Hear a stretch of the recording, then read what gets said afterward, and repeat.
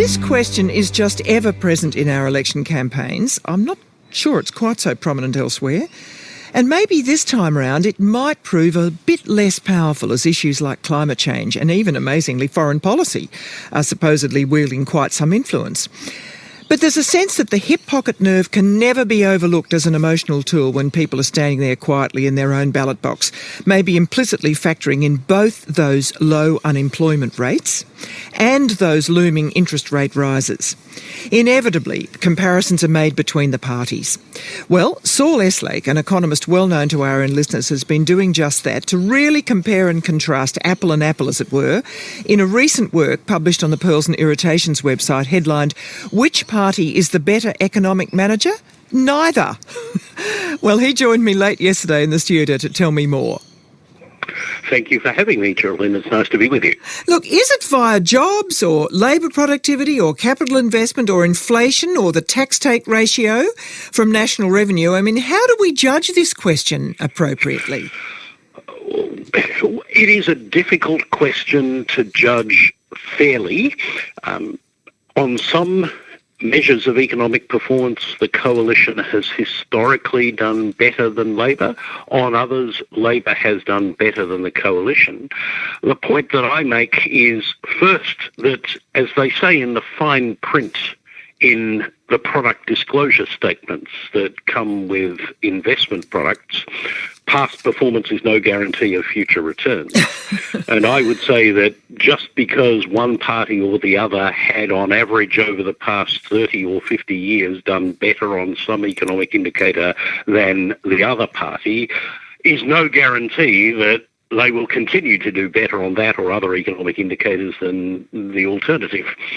But second, when you take account of other things that were happening at the time that one party or another was running the country, there is almost nothing to choose in terms of economic performance. So, for example, just to run through some fairly simple numbers, if you take the entire period going back to the election of the Whitlam government in 1972, which gives you a neat 50 years, then economic growth, as measured by real GDP, has averaged 2.7% under both Labor and the coalition.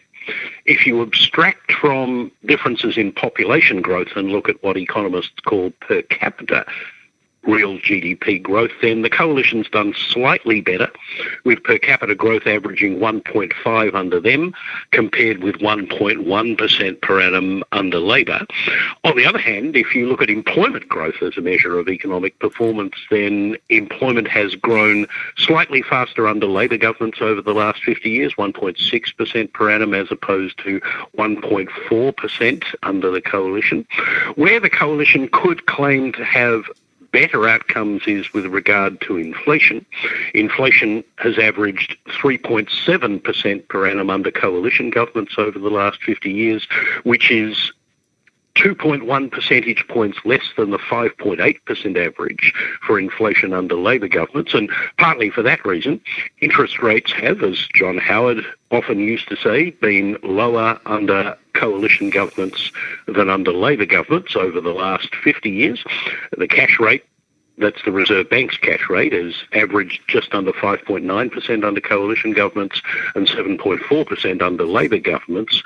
But in asking whether that reflects things that the coalition government has done when they've been in office as opposed to things that Labor governments have done when they've been in office, you also have to look at what's been happening in the global environment. And, for example, the coalition just happens to have been in office, especially under the Howard government and the Abbott, Turnbull and Morrison governments, during periods when inflation and interest rates were falling all around the world.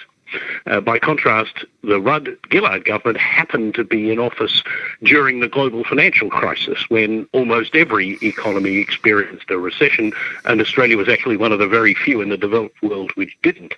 And when you take into account those factors, my view is that neither side of politics can really credibly claim to have been better economic managers than the other. And even if they could, that wouldn't necessarily provide a cast iron guarantee that they would continue to be better managers if they win the next election than the other mob would have been. Okay, now, all right, that's a very interesting overview. I'm going to quote you the very respected American economist Paul Krugman. His line, "A country's ability to improve its standard of living over time depends almost entirely on its ability to raise its output per worker." And this is the whole vexed issue of labour productivity. Now, I don't think you've mentioned that. What about that as a measure? Well, that's right. Paul Krugman also famously said that productivity isn't everything, but in the long run it's almost everything, and that's one of his most famous bon mots.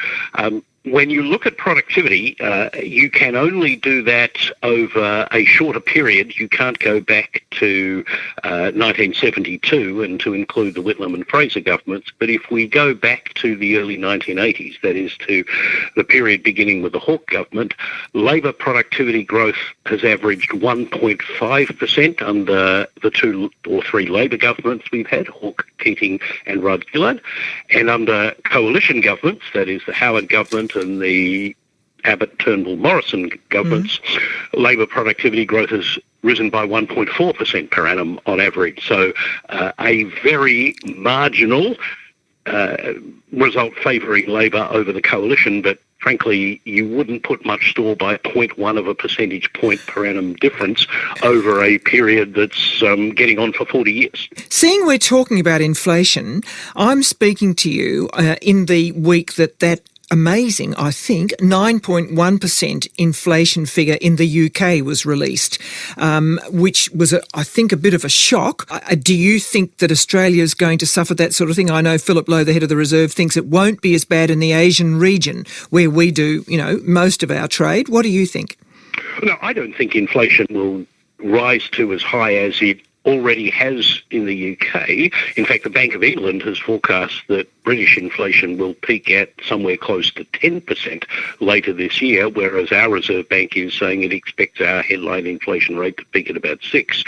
One key difference is that energy prices have risen much more in the UK and in other parts of Europe than they're ever likely to in Australia, in part because Europe, including the UK, has become so dependent on natural gas as the source of electricity generation, and gas prices have gone up dramatically. I mean, it's perhaps worth pointing out that at the beginning of April this year, that is just about 6 or 7 weeks ago, regulated household energy bills went up by more than 50%.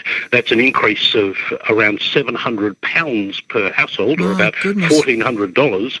And on the very same day, the British version of the Medicare levy, what they call national insurance contributions, went up by 2 percentage points. And the British public is being told that household energy bills will rise by another 40% in October, based on what's happening to wholesale natural gas and other electricity inputs as of today. Now, we're not seeing anything like that in Australia. And you don't think we will? No, I don't think we will. I mean, who knows to what extent the conflict that's in Ukraine might broaden out into something that is much more serious in its own right and has more serious consequences for the price of food and energy and other things that would have some impact here. But as things stand, I think the inflation outlook for Europe is considerably worse than the inflation outlook for Australia, or for that matter for the United States, and certainly for any other countries in our own time zone. I mean, if you take China, for example, as the biggest economy in our part of the world, although they've had significant upstream price pressures on raw materials and so forth.